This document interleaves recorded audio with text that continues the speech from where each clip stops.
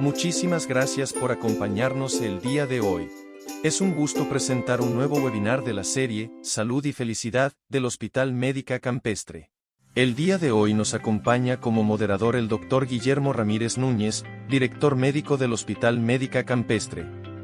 El Dr. Ramírez es médico cirujano y partero por la Universidad Michoacana de San Nicolás de Hidalgo. Tiene una especialidad en gestión hospitalaria por la European Business School, una maestría en administración de hospitales y servicios de salud por la Universidad Cuauhtémoc, y un doctorado en administración por la Universidad IEXPRO. Les damos la más cordial bienvenida. Comenzamos nuestro webinar. ¿Qué tal? Muy buenas tardes. Bienvenidos a este jueves de webinar de la serie Salud y Felicidad que presenta el Hospital Médica Campestre. Con el gusto de saludarlos, como cada 8 días, el día de hoy tenemos también un tema muy importante. No todo lo que sangra por el recto son hemorroides. Es importante reconocer que no todos los casos de sangrado rectal se deben a hemorroides. Puede ser un síntoma de diversas condiciones médicas, como fisuras anales, pólipos, diverticulitis o incluso problemas más serios como el cáncer de colon. La consulta con un profesional de la salud es crucial para obtener un diagnóstico preciso y el tratamiento adecuado. La detección temprana es la clave para abordar cualquier problema de salud. Y pues el día de hoy tenemos la participación del doctor Carlos Guillermo Vázquez Navarro. El doctor es cirujano del aparato digestivo y coloproctólogo. Es médico del staff del Hospital Médica Campestre desde el año de 1998 y actualmente es vicepresidente de la Sociedad de Gastroenterología del Estado de Guanajuato. Doctor, ¿cómo se encuentra? Muy buenas tardes. Bienvenido. Hola, ¿qué tal? ¿Qué tal, doctor Ramírez? Buenas tardes. Un gusto de participar aquí en este webinar. Gracias por la invitación por parte del hospital y tú que lo representas, muchas gracias. Un gusto participar en él. Gracias, doctor. Pues sí nos genera las dudas, ¿no? Sobre todo porque cuando hay síntomas de este tipo, lo primero que pensamos es, pueden ser hemorroides. En algunas ocasiones lo minimizamos, en algunas ocasiones lo maximizamos, pero lo importante es que usted nos dé un panorama más amplio, más completo, para poder ir a consulta con un profesional. Adelante, doctor, lo escuchamos. Claro que sí, muchas gracias. Bueno, pues vamos a iniciar este webinar con esta plática. Lo escogí porque precisamente dentro de la consulta médica que nos toca ver, hay gente que ya cualquier sangrado a nivel rectal, pues lo cataloga como que anda enfermo de hemorroides. Y bueno, también a cualquier lugar donde pueden ir a tratarse, igual les dan primero puros tratamientos que van enfocados a enfermedad hemorroidaria, ¿no? Más que nada es tomar conciencia de que no toda la sangre que sale a nivel rectal puede ser considerada secundaria hemorroides. Entonces, ahorita vamos a dar un panorama general de todas las enfermedades o patologías, la diversidad en la que podemos nosotros encontrarnos por algún sangrado, ¿no? Tomarlo muy en serio, el sangrado que podamos presentarlo y la manera en que va a llevarse a cabo con la frecuencia, etcétera. Pero ya lo iremos viendo poco a poco conforme avanza ahorita la plática. Bueno, aquí podemos ver en esta gráfica, le estoy representando parte del aparato digestivo distal, que es donde se presenta gran parte de los problemas de sangrado con mayor frecuencia. Podemos ver, es parte del colon distal y el recto, que aquí pueden ver son más de 12 a 15 causas de sangrado. Como pueden ver, no nomás pueden ser las hemorroides, sino hay una diversidad de problemas, ¿no? Que pueden ser desde lo más serio, que puede ser un cáncer, pólipos, fisuras, inflamación de unas glándulas que existen en el recto, bueno, en el ano, las hemorroides efectivamente inflamadas, pero puede haber abscesos, fisuras, etcétera, ¿no? Entonces, es para que vean que en una parte tan pequeña, cómo puede determinarse una infinidad de patologías, pero que también pueden estar a la vista y al diagnóstico oportuno. Esa es también una de las situaciones por las cuales las pongo con ustedes. Mucha gente cree que algunas de las molestias de la defecación, aunado a un sangrado, son hemorroides, como lo estábamos platicando, cuando en estas existen muchas enfermedades, que ya lo estuve diciendo, como fisuras, pólipos, y estos crecen con el tiempo y se pueden transformar en un cáncer, así como los divertículos, etcétera, y cosas que vamos a estar revisando, ¿no? Y como lo pongo ahí, el cáncer del recto es prevenible. Los objetivos de esta plática, podemos ver ahí, vamos a hablar de generalidades, conocer las causas de los sangrados, la definición, los síntomas, el diagnóstico, medidas preventivas y sacaremos conclusiones de este. ¿Qué es una hemorragia de tubo digestivo bajo? Esto porque hay también alto y bajo. Lo quiero definir porque la hemorragia de tubo digestivo alto es la que viene desde el esófago, el estómago y la parte del duodeno, y el bajo le llamamos parte del intestino medio distal. Entonces, el intestino medio es donde termina el duodeno, que es después del estómago, y es lo que es realmente el intestino delgado y posteriormente el colon. A esto le llamamos hemorragia de tubo digestivo bajo, que representa el 0.7% de las urgencias quirúrgicas, y el 30% se manifiesta como un sangrado agudo. Pero el 70% de estos sangrados crónicos como se manifiestan pues como melena, hematoquesia, sangre fresca o oculta en heces, que ahorita vamos a ver las diferencias entre cada una de estas. La incidencia puede estar calculada de 21 a 27 casos por 100,000 adultos por año, en predominio es en hombres. La hemorragia de tubo digestivo bajo representa el 20% de todos los sangrados del tubo digestivo y el 90% de ellos puede llegar a ser crónica, pero también el 90% de ellos puede resolverse espontáneamente. Ahorita les vamos a decir cuáles tipo de problemas. Y se requiere de un diagnóstico inmediato para determinar el sitio y establecer el tratamiento oportuno. Entonces, aquí en esta tabla pueden ver las causas más frecuentes de hemorragia digestiva baja según también la edad. Por ejemplo, en niños y adolescentes hay unos que se llaman divertículo de Meckel, que está al final del intestino grueso, los pólipos juveniles, que es una enfermedad también de la gente joven, y enfermedad inflamatoria intestinal. Y en adultos jóvenes, los divertículos del colon, enfermedad inflamatoria, pólipos, cáncer. Cada vez vemos el cáncer en personas más jóvenes y lesiones vasculares, que también las vamos a ver. Y ya después de los 60 años es más frecuente los divertículos del colon, angiodisplasias, que son alteraciones vasculares en el intestino, colitis isquémica por alteraciones ya también de la circulación, pólipos y el cáncer. La presentación clínica es importante saberlo, que la palabra melena es muy importante saber qué es la evacuación negra, la evacuación que a veces vemos negruzca y es completamente negra y muy fétida, muy olorosa. Es un signo de hemorragia que viene procedente del tubo digestivo alto, puede ser de esófago, estómago y duodeno, pero que también se puede manifestar por un sangrado digestivo bajo o del colon derecho en ocasiones, cuando se retiene la sangre por mucho tiempo. Y el cambio del color se debe al efecto de los jugos gástricos ácidos y las bacterias intestinales. Esto, cuando ustedes ven que están evacuando negro, puede ser que estén con algún problema de hemorragia, siempre tomando en cuenta que no estén medicándose con sales de bismuto, que esto es lo clásico que puede pintar las heces fecales de negro, ¿no? Algún pigmento.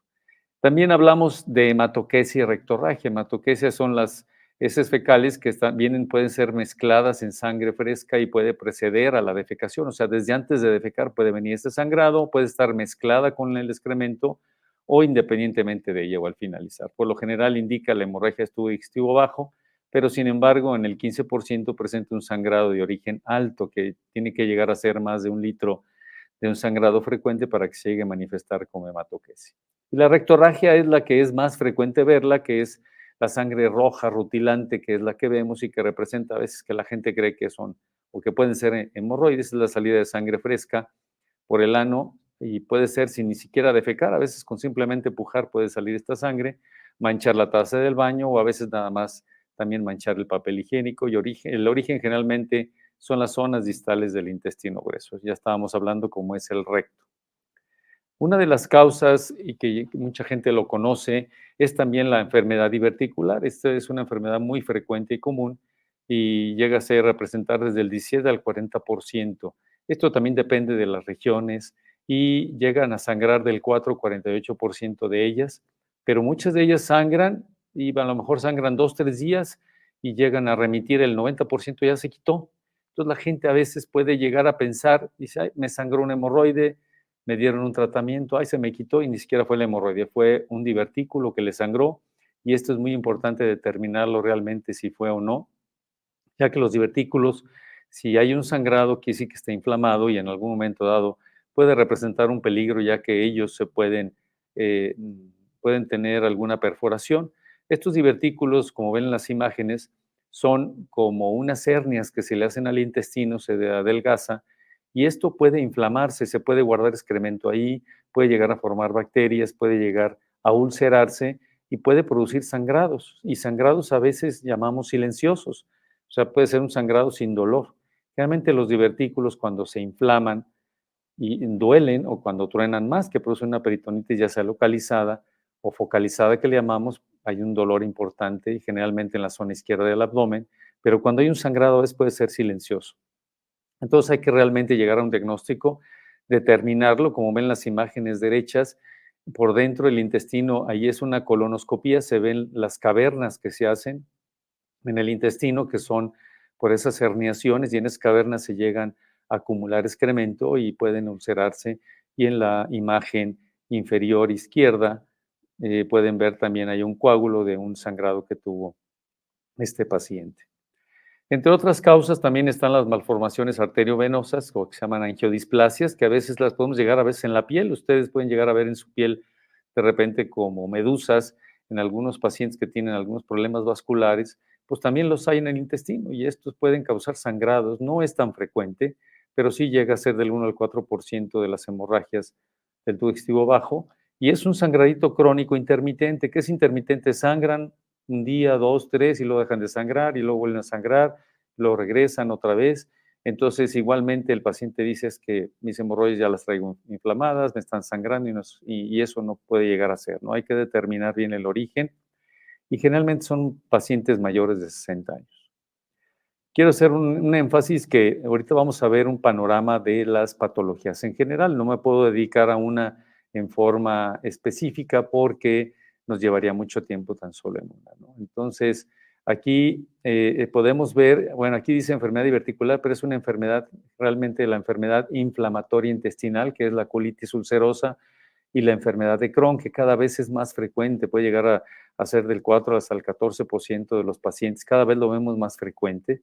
Paciente que llega con evacuaciones, con diarreas frecuentes o intermitentes, con mocos, sangrado, y les dicen, no, es amibas, entonces les dan un tratamiento, se quita un poco y luego siguen con ellas, pero si no se detecta a tiempo pueden llevar a un problema grave o muy serio, ¿no? Y puede ser hasta mortal, que es una enfermedad del CUSI, que puede ser es una enfermedad inflamatoria que produce ulceraciones y sangrado, ¿no?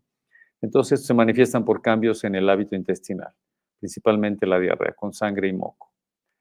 La otra cosa que me interesa también mucho, bueno, como las demás, pero son las neoplasias. Neoplasias es neoformaciones en el intestino que pueden ser benignas o malignas, pero son las causas del 7 al 33% de las hemorragias y rara vez causan una hemorragia aguda o grave. El cáncer o los tumores no hacen sangrados agudos o importantes, pueden ser sangrados pequeños o constantes, o puede llegar en una anemia al paciente, pero de sangrados pequeños, y son más frecuentes estos sangrados también en forma intermitente. Sangran unos días, otros días no, otros días también, y otros días se quitan, y un tiempo se retira y vuelven a venir. Entonces, esto es importante saberlo. ¿Por qué? Porque como ven esta gráfica, el intestino grueso puede ser tan grande, mide 1,90 aproximadamente, y en una pequeña porción aparecer este cáncer y como ven en las imágenes, pueden estar ulceradas y de repente esta úlcera sangra, pero luego se retira, pero el cáncer sigue creciendo y creciendo y creciendo, sigue invadiéndose y como decimos ahora sí que prácticamente carcomiendo el intestino y esto puede cada vez agravarse si no se detecta esto muy a tiempo, ¿no? Entonces puede estar en el colon derecho, en el transverso, en el izquierdo, en cualquier parte del colon, pero también que una de las zonas más frecuentes y que ahora sí que está al alcance de la exploración física de cualquier médico es el cáncer rectal, que con un simple tacto rectal podemos determinar si ese sangrado pueda venir o no de un tumor que puede llegar a estar nosotros llamamos en recto inferior, recto medio, y esto puede salvar la vida, ¿no? Se detecta a tiempo el paciente. Entonces, es por eso que lo pongo, por la importancia que representa y que también pueden ser sangrados frecuentes. Cabe mencionar que a veces hay pacientes que tienen hemorroides, efectivamente tienen hemorroides y bueno, si uno nomás hace la inspección por fuera, ay, no hay tantos hemorroides, es lo que te está sangrando, no te preocupes, y no se hace una exploración complementaria, puede ser que tenga hemorroides, pero no por eso se descarta que pueda tener un cáncer, un pólipo, algo que tenga más importante más arriba en esa parte intestinal. Colitis isquémica es como en el corazón, tenemos también problemas isquémicos o como los infartos o algo, pues también el intestino en pacientes con problemas arteriales, obstructivos, pueden venir problemas también de obstrucción de algunos vasos sanguíneos y pueden tener pequeñas porciones como infartos, causar un dolor en una área específica del intestino en forma relativamente aguda y que va cada vez acrecentándose y se manifiesta por sangrado. Entonces, una diarrea con sangre y mucho dolor abdominal muy intenso y es una situación que puede ser muy grave si no se detecta a tiempo y se atiende oportunamente. Otra vez, viendo esta imagen, como ya les había dicho desde un principio, que no todo lo que sangra en el recto son hemorroides. ¿Por qué? Porque tenemos toda esta patología a nivel rectal, simplemente a nivel rectal. ¿Cómo es la enfermedad hemorroidaria, las fisuras, los pólipos, el cáncer rectal? Hay uno que se llama úlcera solitaria, que ahorita vamos a ver, y la proctitis también actínica, infecciosa o inespecífica.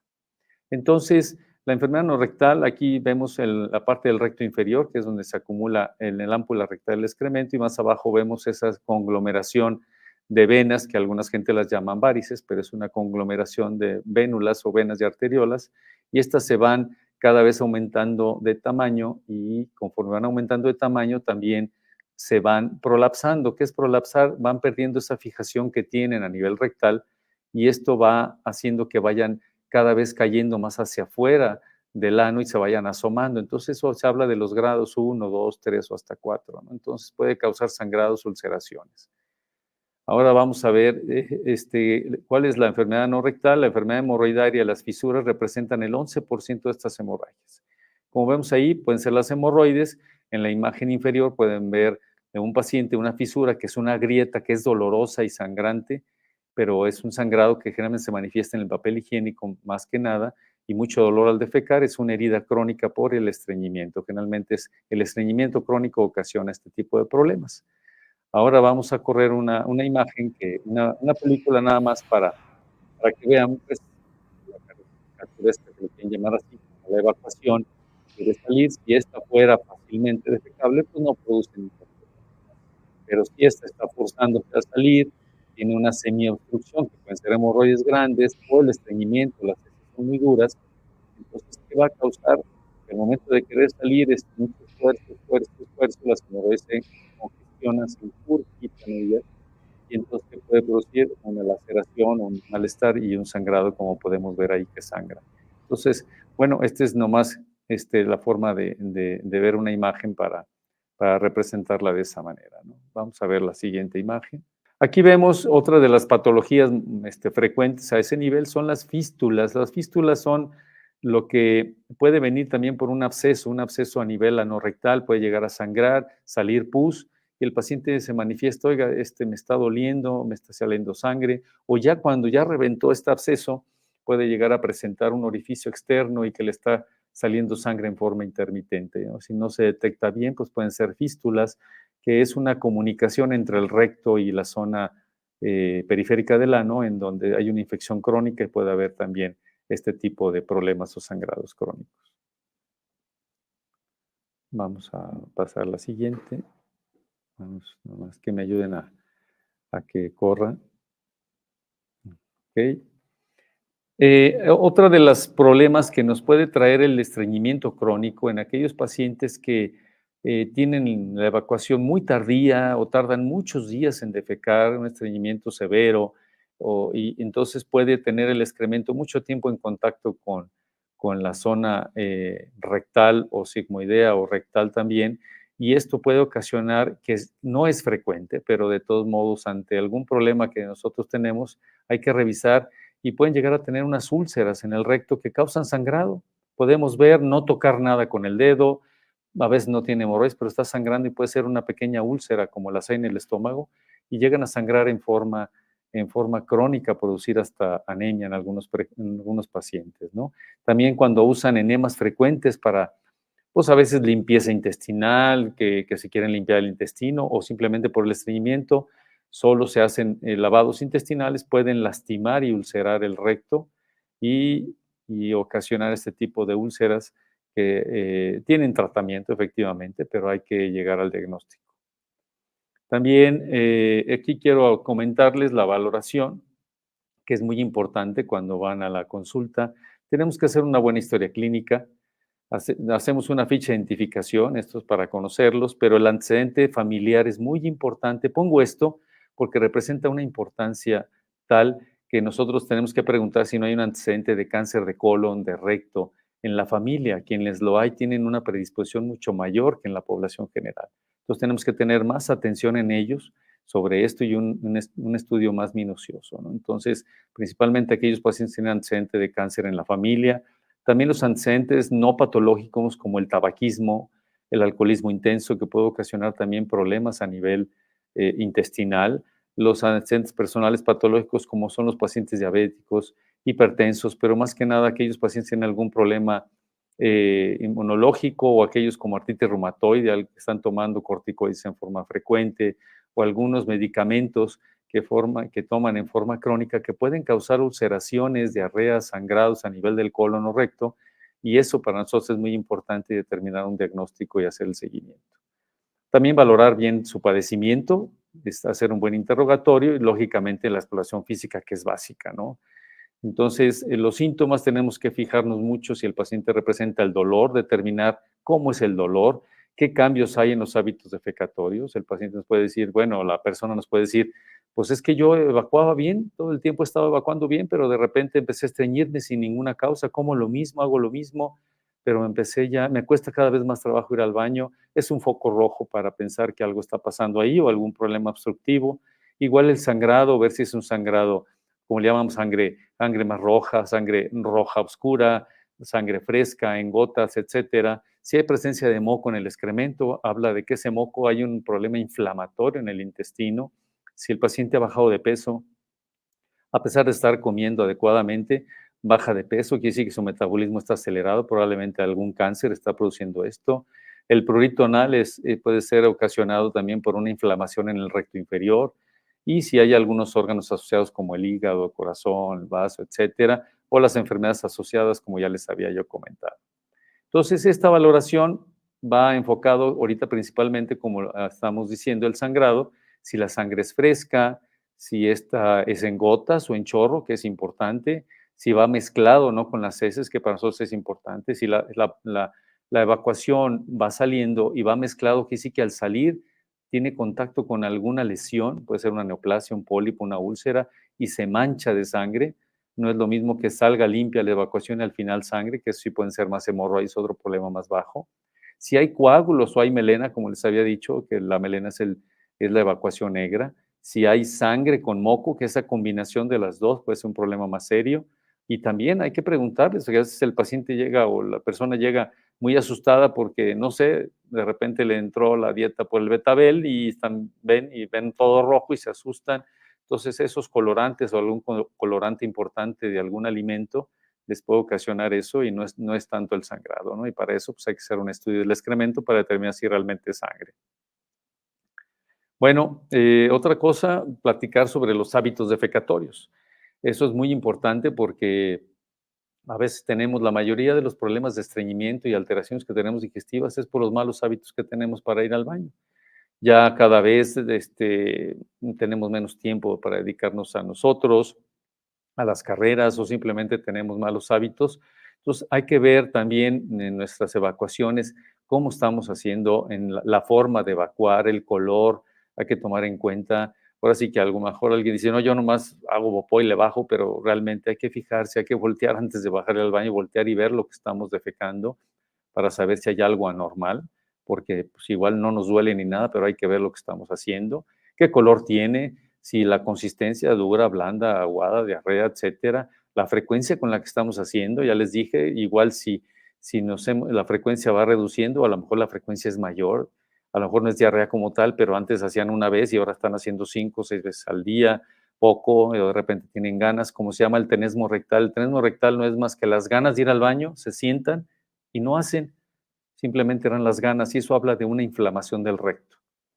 Y como ya les había comentado, los cambios defecatorios recientes, ¿no? O sea, lo que es muy reciente para los cambios defecatorios. Aquí represento también en una persona, también los excesos son malos, ¿no? Hay que dedicarle tiempo al baño, pero también si estamos una hora y media ahí sentados, pues bueno, esto tampoco es bueno.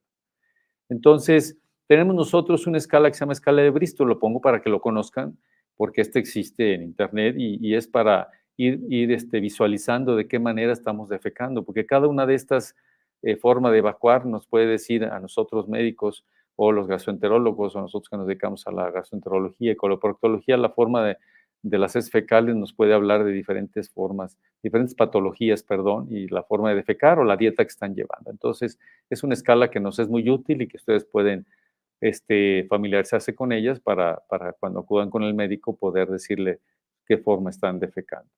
Bueno, aquí represento, lógicamente, siempre es el miedo de ir con nosotros, con el proctólogo.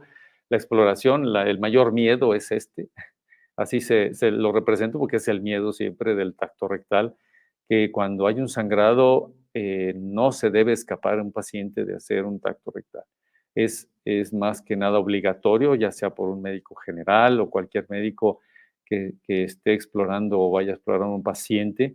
Es una exploración rápida, sencilla y que puede realmente llevarnos a un diagnóstico oportuno, porque a lo mejor queremos decir que son hemorroides, pero simplemente al tacto, con decir, ah, caray, toco algo duro allá adentro, toco algo, vaya con el especialista para que determine qué es o le hacen un estudio más especial, ¿no? Entonces, bueno, la exploración implica eso, tener un lugar adecuado, una mesa proctológica, tener el instrumental, que es aquí hay un rectosigmoidoscopio rígido, anoscopio, que puede también ser un rectoscopio flexible, pero aquí en la exploración vemos cómo tenemos que explorar un paciente para ver toda la parte externa, porque ahí nos puede hablar, desde ver la zona perianal, nos puede hablar si tenemos enfermedades asociadas o algo está pasando más arriba. Entonces hay que ver que no esté pasando nada afuera, los abscesos, fístulas, etcétera. El tacto rectal representado en el lado derecho, ahí podemos aprovechar y revisar la próstata, pero también en el dedo nos puede alcanzar hasta 12, 13 centímetros revisar si tocamos algo raro allá adentro, ¿no? Entonces, esa es una parte, esto se llama anoscopio, es una parte básica donde revisamos generalmente las hemorroides, como ven en la gráfica derecha, ahí llegamos nosotros a apreciar las hemorroides. También tenemos un aparato que se llama rectosigmoidoscopio, este es el rígido, lo hacemos en consulta, rápidamente podemos ver si hay alguna tumoración, alcanzamos a veces a revisar hasta 25 centímetros y podemos tomar biopsias de alguna parte del recto para mandarlos a estudiar. Otra complementaria es la colonoscopía. Como ustedes ven en la imagen izquierda, pues se ve, es un lente flexible, mide más o menos casi 2 metros, 1,90, y esto va uno estudiando todo el colon hasta el nivel del intestino delgado, donde se une el intestino delgado con el grueso, y podemos revisar minuciosamente todo para determinar si no hay pólipos, lesiones, etcétera, que no esté al alcance de una exploración rápida en el consultorio, ¿no? Como es la reximoscopía o el tacto rectal. Es el estudio complementario en el cual igual puede ser diagnóstico como terapéutico. Si vemos una tumoración o un pólipo como aquí se ve, es un asa de pólipo, se reseca y a lo mejor puede ser un cáncer o un pólipo que puede precedir a un cáncer y ya con esto está curado el paciente y determinamos un diagnóstico oportuno. Pero también, bueno, podemos ver cómo está la imagen superior izquierda, que es un colon con úlceras, pues una enfermedad inflamatoria. Al lado derecha está un cáncer, que ya en la parte del sigmoides, y se pueden ver, se toman biopsias y se determina qué problema puede tener específicamente. Aquí, por ejemplo, esto es un tumor que detecté simplemente con el tacto rectal, se detecta, de todos hay que hacer estudios para ver que no tenga más arriba. Era un pólipo gigante, enorme, pero que al final de cuentas se pudo resecar fácilmente, se traccionó y se hizo la resección, el paciente quedó curado, ¿no? Pero si no se hace el tacto rectal, nunca se hubiera visto que tenía eso y lo estaban tratando como hemorroides por mucho tiempo, pero este pólipo igual se puede crecer y hacer un tumor maligno y estar fuera de tratamiento, a veces ya quirúrgico, ¿no? Otro de los estudios que debemos tomar en cuenta se llama enema varietado de colon, que es un estudio económico. Podemos ver todo el colon, estudiarlo en forma general y es un estudio radiológico que podemos nosotros auxiliarnos para determinar diferentes problemas, nomás para que conozcan que existen también otros estudios como la angiografía, que es un estudio vascular para determinar la irrigación, o puede ser terapéutica si hay un sangrado, por ahí se mete un émbolo y se para el sangrado en forma espontánea, o otro estudio que es más económico, la centellografía, pero no es terapéutica, ¿no? Para determinar el origen, sobre todo determinar los orígenes del sangrado. Esto es más que nada la valoración. Esto es un paciente con un tumor en el cual tuvimos que resecar todo el recto y el sigmoides. Entonces da lástima tener que resecar todo, pero vean ustedes, son tumores grandes que tenemos que resecar y bueno, no queremos que un paciente llegue a estas etapas, ¿no? También proctitis, el paciente que dice es que voy al baño, pero no hago nada, nomás estoy puje y puje, no hago popó, y sí que puede tener una inflamación del recto, no del ano, sino del recto, puede ser ulcerativa por una enfermedad inflamatoria, puede ser bacteriana, puede ser infecciosa o puede ser actínica. Actínica es cuando un paciente tiene un un cáncer, por ejemplo, el cervicuterino en las señoras que les hacen radiación o de próstata, les dan radiaciones a nivel pélvico y produce quemadura del recto y produce sangrados intermitentes, frecuentes, que pueden causar anemias importantes. Y esto requiere un tratamiento enfocado a este mismo. ¿Qué debemos hacer? Pues medidas preventivas, sobre todo la dieta rica en fibra, a veces no estamos tan acostumbrados, pero tenemos que comer, ahora sí, como dicen los anuncios, ¿verdad? Frutas y verduras, debemos de combinar estas, podemos comer carne, podemos comer todo, pero siempre hay que agregar en nuestros alimentos fibra que viene en la fruta y en las verduras, ¿no? ¿Para qué? Para tener, como ven al niño ahí, desde pequeños debemos tener hábitos defecatorios adecuados. O sea, de ganas de ir al baño, que vaya inmediatamente para que defeque, pero tampoco pasar al extremo, ¿no? Así como vemos abajo, ya se convirtió casi en hombre verde por estar pujando tanto, ¿no? Este hombre. Pero evitar el sedentarismo, como aquí vemos, o sea, comer, estar acostados, dormir, una cosa es tomar la siesta y otra cosa es tener sedentarismo intenso, no a caminar o hacer algún deporte cuando se pueda.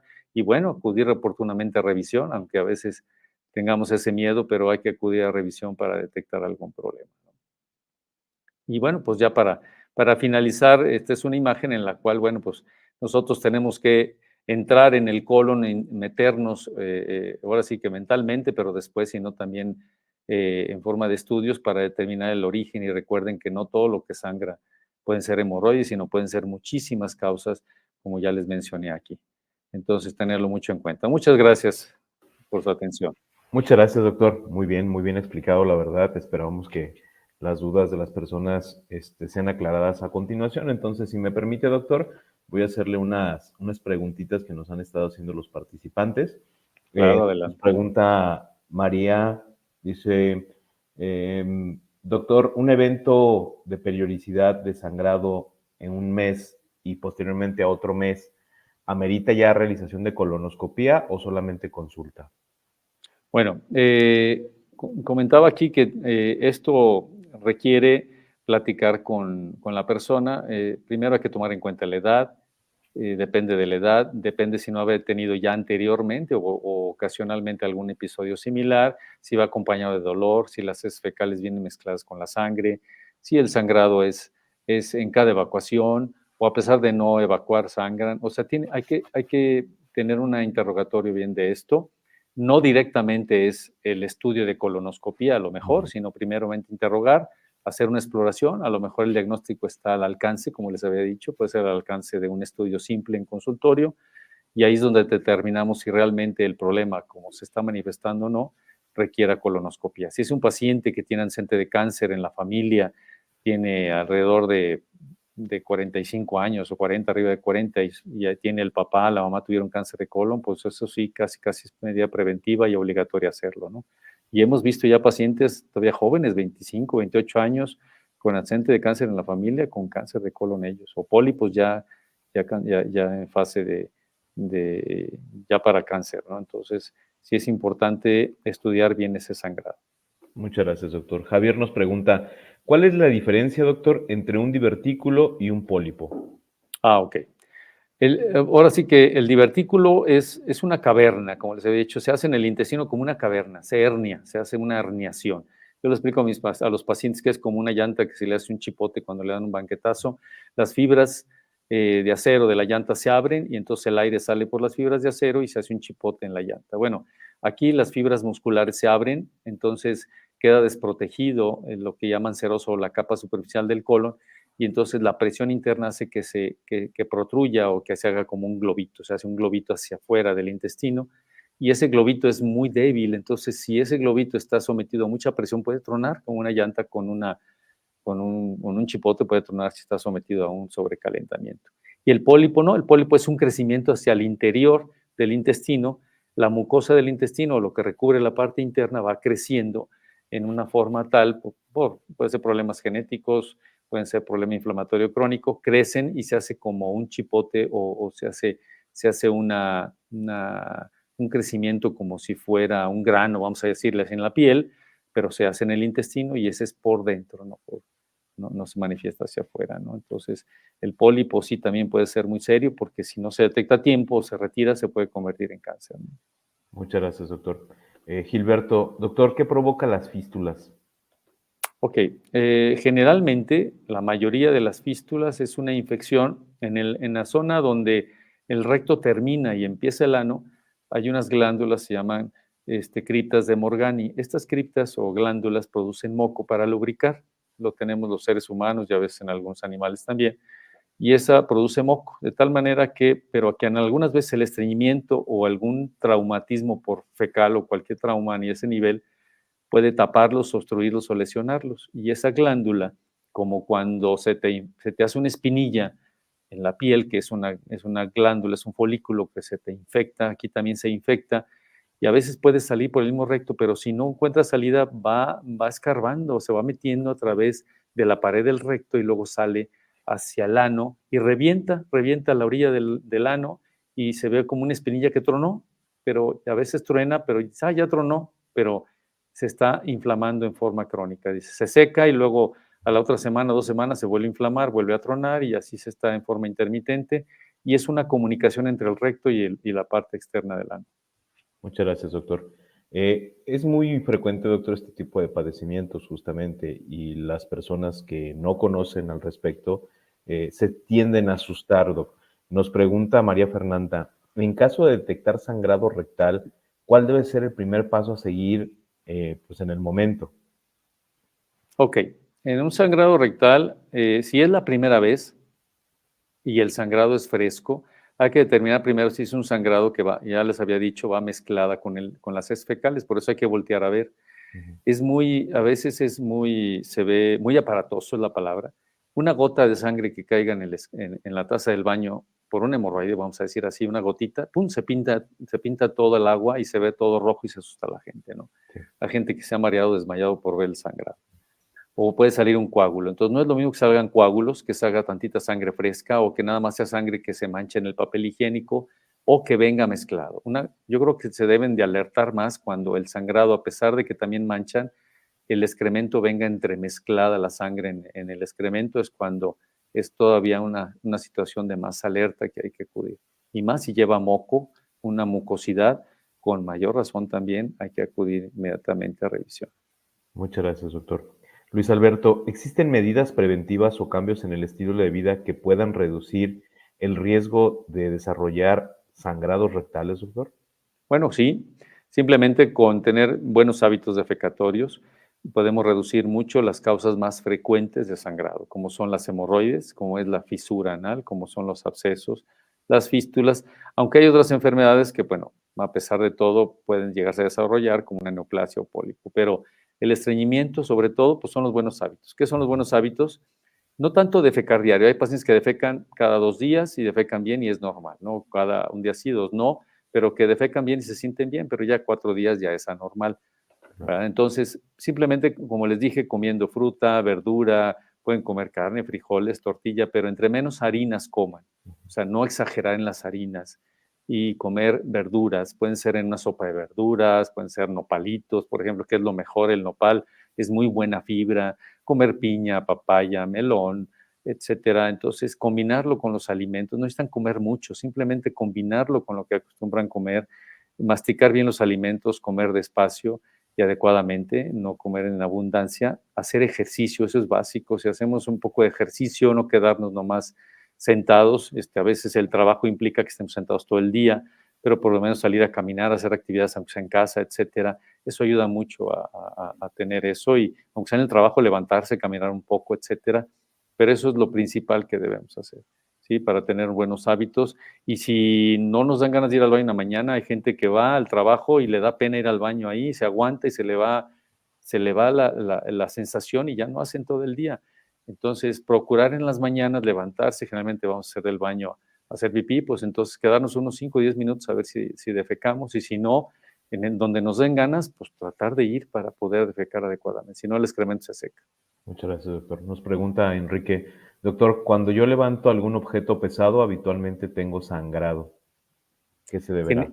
Generalmente, si esto está pasando con los esfuerzos, puede ser, sí, efectivamente, que pueda tener hemorroides. Ujú. Las hemorroides se ingurgitan y estas, con la presión generalmente, cuando pujamos o levantamos algo pesado, esta fuerza se va hacia la pelvis y se congestionan los vasos sanguíneos y las hemorroides se llegan a prolapsar o se llegan a salir y pueden producir sangrados que a veces se inicia de defecar y se mancha el calzón y sentimos húmedos, ¿no? Entonces sí puede llegar a ser una enfermedad hemorroidaria. Nos habló de varios padecimientos, doctor, y justamente Sofía nos pregunta, ¿cómo se realiza el diagnóstico diferencial entre las diferentes enfermedades que nos hablaron? Algunas son por biopsia, me imagino, otras son por a Sí, través de los estudios que nos estuvo comentando. hay el protocolo de estudio, ya como habíamos comentado ahorita, es dependiendo lo que vayamos tomando uno como médico, va uno haciendo esa diserción o esa separación entre será, no será, la exploración, pero en base a lo que interroguemos, pues y vamos a la exploración, no nomás palpar el abdomen, ver si no hay dolor o alguna cosa que nos hable a lo mejor de divertículos, un dolor en esa zona, colitis, etcétera, pero si hay sangrado, como les dije, forzosamente tenemos que hacer una exploración, una inspección, un tacto rectal y si se presta en ese momento la oportunidad de hacer una rectosigmoidoscopia que se llama, pues se hará y si no en otra ocasión y ya se verá si es necesario hacer un estudio de colonoscopía. En ocasiones, en forma primaria, por un dolor abdominal, sangrados ocasionales, hacemos también una tomografía, ya sea simple o con contraste oral, para determinar si no hay una enfermedad diverticular o algún otro problema ahí. También hay estudios por imagen que no son realmente invasivos como la colonoscopía. Se puede llegar a hacer un estudio tomográfico del colon, ¿no? Entonces, se hace un estudio para determinar y ver si no hay algún problema ahí anatómico, alguna tumoración. Entonces, sí, efectivamente, se pueden hacer estudios radiológicos en forma inicial, pero la exploración física es la que aquí es la primordial en forma primaria. Ya depende de lo que ahí nosotros pensemos que tenga, pues ahí vamos al estudio adecuado, ¿no? Muchas gracias, doctor. María Guadalupe nos pregunta, buenas tardes, doctor. Muchas felicidades por su Ah, ponencia. gracias. ¿Con qué frecuencia se puede malignizar un pólipo? Pues, más que nada, la frecuencia puede ser, en más del 20 al 40%, depende. Es que pueden ser pólipos nada más por inflamación, y esos son muy raros que se malignicen, pero hay otros pólipos que le llamamos adenomas o adenomatosos, y que algunos los mandamos, los biopsiamos o los quitamos, y ya nos dicen: "Tiene una displasia de primer grado, segundo", etcétera, y eso sí tienen una predisposición mucho mayor a malignizarse.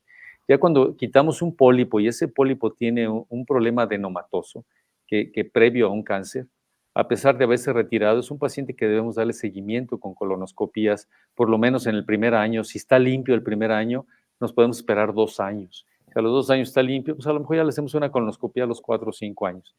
¿Verdad? Pero sí hay que darle un seguimiento estrecho. Si ya tuvo uno, pudiera tener en un futuro más. Entonces, eso es lo que determinamos, ¿no? Muchas gracias, doctor. Javier nos pregunta, ¿sirven los probióticos y prebióticos y en qué nos benefician, doctor? Ok, ese es el tema moderno actual, que ahorita se habla mucho de ellos, los probióticos, los prebióticos, sirven, pero en problemas específicos. Generalmente estos nos sirven a nosotros para estabilizar la flora bacteriana intestinal.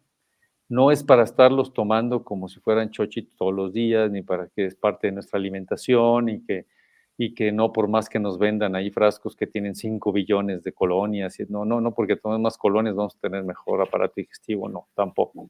Entre más tomemos también de repente el organismo va a decir, bueno, ¿qué está pasando aquí? Y puede ser contraproducente esto. Entonces, esto nos sirve a nosotros, podemos dar tratamientos de una semana, de 6 días, de 12, de un mes hasta de 2 meses, sobre todo en enfermedades inflamatorias donde el intestino está ulcerado, con sangrados frecuentes. Depende de la enfermedad, damos probióticos o prebióticos específicos para esos problemas. Pero no generalmente no más de 2 meses, dejamos descansar y podemos cambiar un probiótico o prebiótico, pero sí sirven, pero en situaciones específicas. Entonces no se dejen llevar por la mercadotecnia de que todos los probióticos y cualquier probiótico que les vendan o hacen un frascote así grande y se están tomando todos los días y eso les va a hacer mucho bien. Al principio se van a sentir bien si es que tienen alguna alteración, pero realmente son tiempos limitados, no es recomendable también tomarlo por mucho tiempo, ¿no? Entonces, nos ayudan mucho, sí, en enfermedades de diarreas agudas o diarreas crónicas o enfermedades inflamatorias, sí, pero por tiempo limitado. Perfecto, doctor. Carlos nos pregunta, ¿hay algún grupo etario o demográfico que sea más susceptible, doctor, para padecer sangrado rectal? Bueno, Sí, sí lo hay. Generalmente en los países de Norteamérica, en Europa, a veces también hay la comida industrializada, sobre todo los malos hábitos de alimentación y en la raza blanca se puede decir. ¿Por qué? Porque en las zonas en donde hay más vegetación, etcétera, la gente consume más fibra. Ujú. Hablamos de Sudamérica, podemos hablar de África, etcétera, aunque hay países que son muy pobres en alimentación, pero generalmente comen mucha fibra, comen mucha fruta, comen mucha verdura, etcétera. Y en los países industrializados no, es al contrario, es pura harina, carnes procesadas, etcétera, y eso ocasiona precisamente que sí hay muchos factores cancerígenos predisponentes y esto con el sangrado secundario, ¿no? Entonces el estreñimiento, los malos hábitos, la obesidad, y esto conlleva todo eso, pero sí hay predisposición por eso, ¿no? Entonces, no hay que excusarnos porque estamos igualmente en otro país, etcétera. Estamos en un país nosotros rico en todo, en frutas, en verduras, en todo que podemos comer adecuadamente, pero es muy fácil salir y comprar algún alimento ya procesado y en lugar de comer algo más sano, ¿no? Entonces, yo sí es mi recomendación. Perfecto. Y nos pregunta Daniela, ¿existe alguna correlación, doctor, entre el estrés y el sangrado rectal? No, en forma directa no. Lo que pasa es que un paciente con estrés puede manifestar el estrés de alguna manera, ya sea comiendo de más, hay gente que le da la ansiedad y come, o come y le da ansiedad o come o toma, o hay gente que con la ansiedad no come, no toma agua, entonces más bien se manifiesta en ese sentido, o hay pacientes que tienen un síndrome de intestino irritable que su situación de estrés o de angustia les ocasiona distensión, inflamación, flatulencia, problemas de alteraciones evacuatorias. Hay gente que con un susto, una preocupación muy importante, les dan ganas de ir al baño más frecuente, se gasifican más o tienen, etcétera. Entonces, eso sí les puede repercutir, pero no que estrictamente sea directamente por el puro estrés que les cause un problema, por ejemplo, hemorroidario o algo, no. Pero sí la consecuencia de ese hábito que puedan cambiar, sí les puede llevar a algún problema.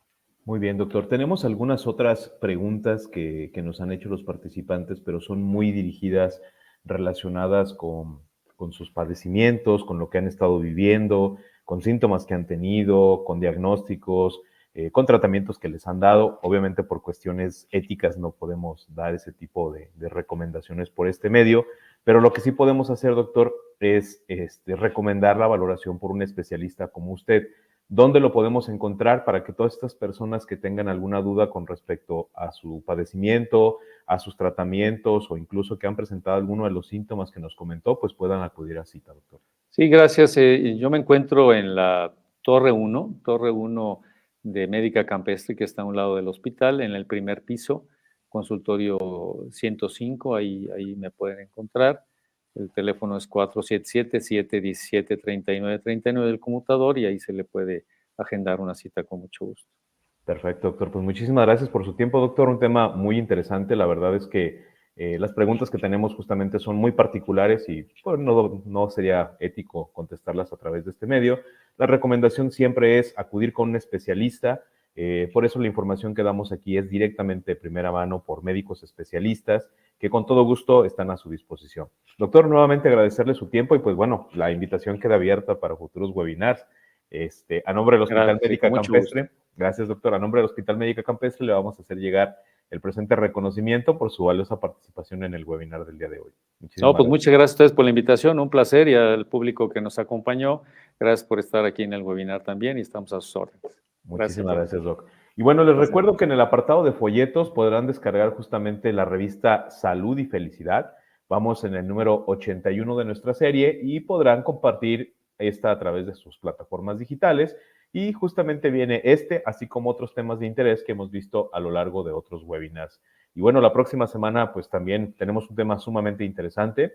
Se conmemora el Día Internacional del Cáncer y relacionado al tema justamente vamos a hablar con el doctor Estrada, Todos contra el Cáncer. El doctor es José Luis Rico Estrada, él es médico hematólogo y justamente es identificación temprana de estos signos y síntomas que nos pueden hacer sospechar de padecer algún cáncer. Entonces, los esperamos la próxima semana. Gracias, Pablo. Gracias, doctor. Gracias a todos. Gracias a ustedes. Buenas noches. Buenas noches.